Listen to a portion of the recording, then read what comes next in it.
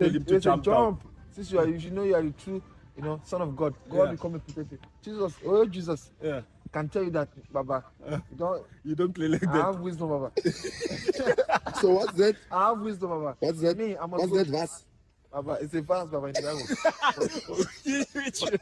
Baba, I don't What's know. the name of that I'm not a verse? pastor, Baba, Okay, what's but I the know name of the the verse. verse? Trust your God most and go inside. Baba, God give us wisdom and understanding, Baba. Baba, you can't be going. If you see a car, jump in front and see if God will save you. Dango bafethu, welcome to Kaizer Chiefs True News Sport. I'm sorry ukuthi ngani-update isikhathi sasekhona.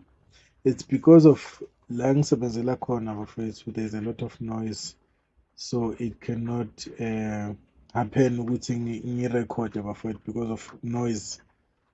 Yeah, istrati engikuso sinomsindo kakhulu, so I have to check. So let's go to squad bafethu esitravelile. Le squad bafethu si-right kakhulu, kodwa kunamanye ama-players bafethu ashodayo kakhulu lana. Chislett, Shinga, lama-player lawo bafethu siyawadinga kakhulu lawo ma-player. Siwadinga impela bafethu. Kumele i-Kaizer Chiefs isicacisele ukuthi why lama-player lawa engadlali bafethu, because of siyababona bayatraina, so ugcina ungasa-understand ukuthi they are not part of i-Kaizer Chiefs, Kaizer Chiefs' plans or something else. I think they have to come clean bafethu, bazokwazi ukuthi basicacisele ukuthi what is going on, because we really need them. Ama-player engike ngathi nima ngenza i-research ngabona ama-video ama-short video la bebadlala khona, those players can play. So I think Kaizer Chiefs has to come clean. And what I like ikule squad ngibone uMonyane, but uMakhathi bafethu is not there.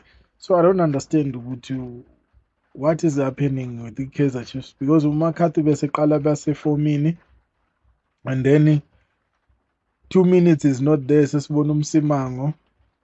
I don't know if Msimango is the best than Makhathi, but from my side, it cannot be. Makhathi can defend well. I've been watching Msimango, abantu badlula kuye, so it's not someone that I can trust, especially after the long injuries. At least if uke wadlala lana uBetway sambona ukuthi naye sebuyile njengokwinika, bengizoqala ukumthemba. Dango bafethu.